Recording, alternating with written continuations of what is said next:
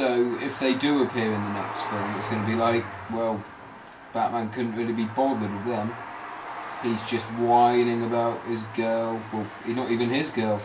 The girl, his girlfriend. Yeah, whining about everyone needing his help. Whining about Harvey Dent. Whining about Commissioner Gordon. Just whining a lot. Whining to good old Michael Caine. Michael Caine. He's awesome in it. But I don't know. The other thing that I never truly understood is, you know, the new Batcave. Yeah. The one that's underneath the pit. When did he build that? It never tells you what sort of space of time it's been, so. And also, roughly in the same time that took Scarecrow to become insane, and it took everyone to completely ignore the slums and all of that. Yeah, but fear gas that wouldn't was they going have on in the noticed city. him building this thing? Underwater? Yeah. It's not underwater. It's on the pier.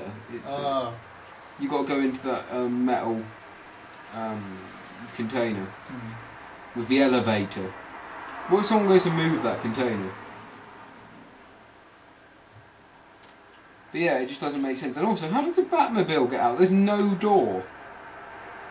And that elevator they go down, it's clearly too small.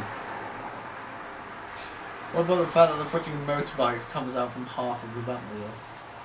They planned that well. Yeah. Does he shift sideways? I've forgotten. He doesn't, he just leans down, doesn't he? Yeah, he leans down. Yeah, Gets on it.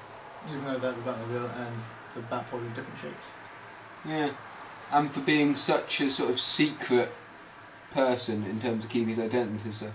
Yes, he does blow up the Batmobile in the lower bit, but there's still a fair chunk of it still there. Yeah. He's just not particularly sort of bothered about anything.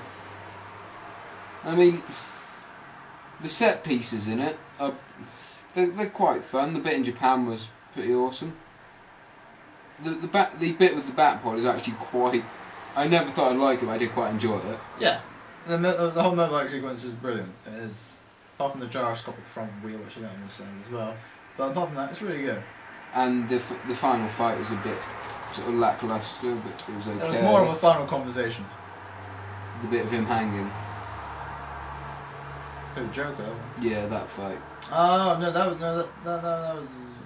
It's okay. It's just the Joker kicking him while he's on the floor, setting his dogs on him. Yeah, it's not quite the Liam Neeson versus Christian Bale of the first one in the train. That was so epic. Yeah, because you've always generally got these villains who are trained in what they do, or at least have some martial arts skills, something that makes comic films. Yeah, everyone has some sort of ninja training or something. Like a martial arts film. Everyone knows martial arts. You know. Whereas in this, it's just like no one's particularly good at what they do. I mean, there's the bit where at the start where Batman is chasing Cillian Murphy's character in the car, and he's just rubbish at it. He clings to the side and gets knocked off by a wall. Yeah.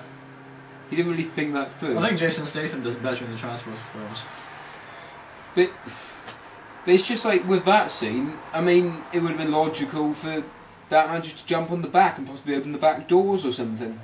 But no, Christian Bale is just an idiot as Batman. Christian Bale is good in other things though. That's what leads me to be curious about this. He started off really good. Things like American Psycho were amazing. Right. And it's just he's sort of gone downhill. There was this and Terminator Salvation, which I thought he was awful in. Have you ever noticed that pattern in Batman films where they have two villains? One villain will already be created, and then the other villain will be created in the progress of the film. Oh yeah, like in Spider-Man 2, where you got Doc Ock, and sort of you got Harry. Kind of, but it's just stuff like Ra's al Ghul is around before, but Scarecrow gets created during the film. Yeah. Joker is around before, but Two-Face gets created during the film. Penguin is around before, Catwoman. the Catwoman gets created, and then Two-Face is around before, and then Riddler gets created. Are we talking about Batman Forever? Yeah. Two-Face is sort of around. You see how he becomes. Yeah, in flashbacks, but still. He's around from the beginning. I guess, and also in Batman and Robin, Arnie's... Freeze is around from the yeah, beginning. and Poison Ivy. Yeah, see? Still Batman nest. It's only really Batman films. Yep. Can you... Yeah, you can't really say about... Well, Spider-Man 3, sort of. Harry's around. Technically, yeah, Harry's, but Venom and Sandman both get crazy during the film. Yeah, but it's peculiar to have 3. Yeah. And then with X-Men, you can't really do anything because... They were just... Since birth! Not always. And most other films They tend inject to... the mutant gene into the president. Yeah, that doesn't work. It melts. Exactly, it melts. That's not a success. Melty superpower. The incredible melting. He then man. completely turns into water. Yeah, but an Aquaman. Unless he's bloody... Yeah, unless he's bloody Hydro Man from Spider-Man. It sounds like you're going to get back up, Yeah. But yeah, it's just like the Spider-Man films only have one... The first one only has one villain, really. Most superhero films only have one villain. And they're, I think, usually better for it. Except for Ghost Rider. And Daredevil. And Elektra. Dude, don't even count Elektra. Incredible Hulk. What are you talking about? Incredible Hulk sort of has Tim Roth and the Colonel. Nobody counts the Colonel as a villain. I do. He's trying to kill Mr. Hulky. Yeah, but all he does is just sit in armoured vehicles yelling at soldiers through headsets.